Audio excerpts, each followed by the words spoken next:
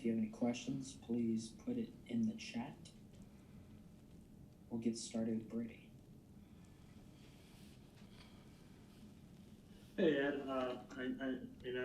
Coach Ogeron told us that Terrace Marshall kind of gave the talk to the team the other day or yesterday, and I know sometimes we make too much of those things, but I'm curious, I guess, what you recall from that talk and if it was actually kind of a relevant thing.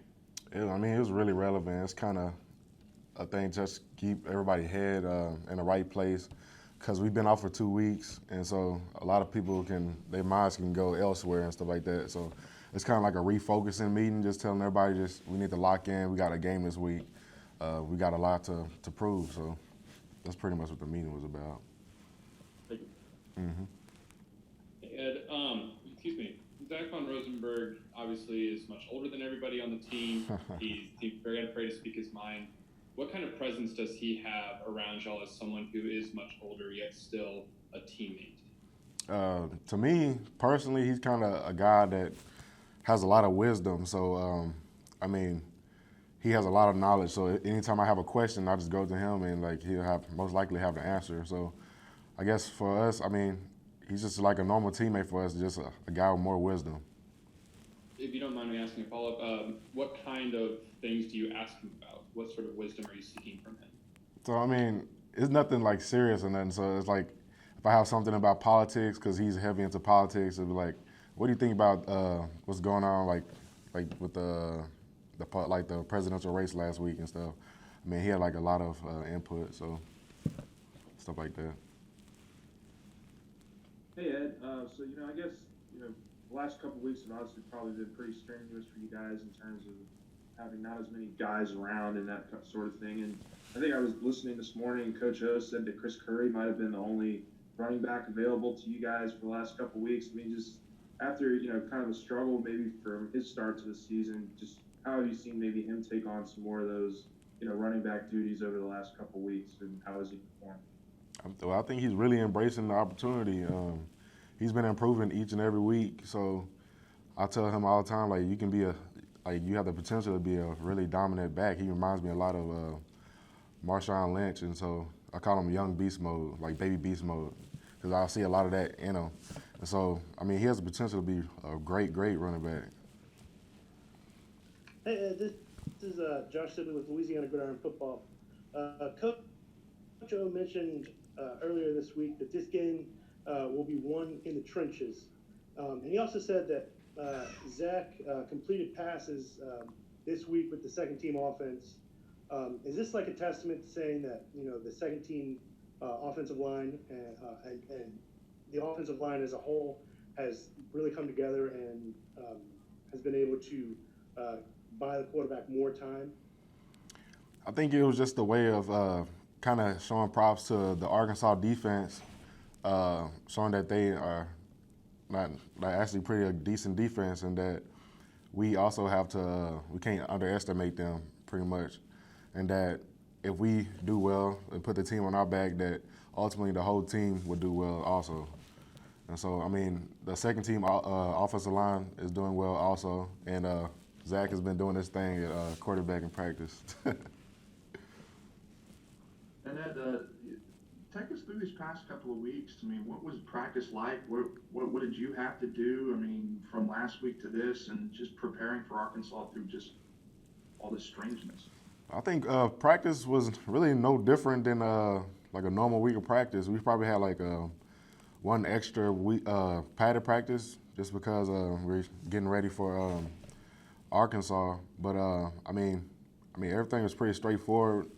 Once we found out about the Alabama game, we just started looking at Arkansas. It was just we didn't skip a beat. Hey, Ed, circling back to Terrace Marshall, you've been around some really good, great, outstanding wide receivers since you've been at LSU. Just as his teammate, what are some things you can share with me about what makes him such a great wide receiver?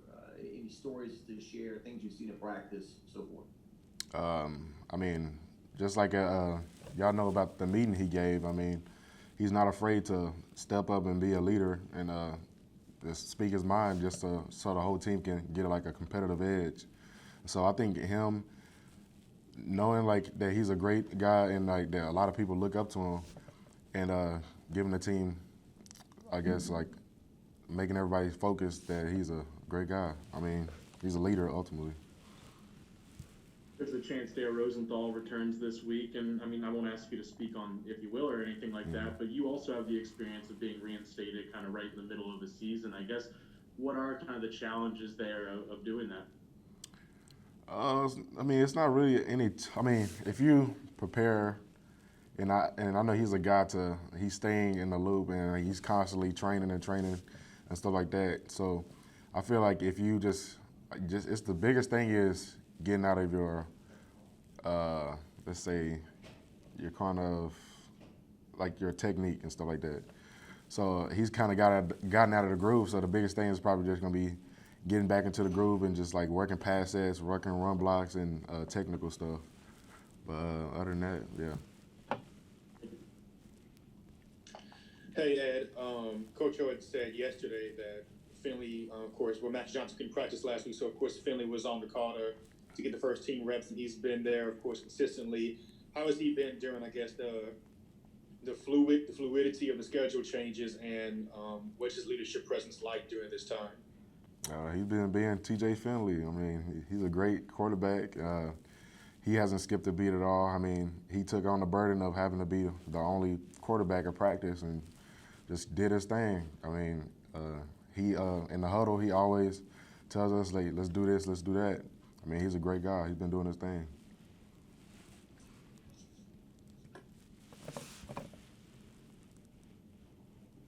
Hey, Ed, I'm also just kind of curious, following up on Brooks's question. I mean, did you notice any differences in practices the last couple weeks and just like team unity or just kind of coming together with so many other guys out? I mean, just what was, I guess, the focus and just the last couple weeks of practice like, and if there were any differences that you noticed?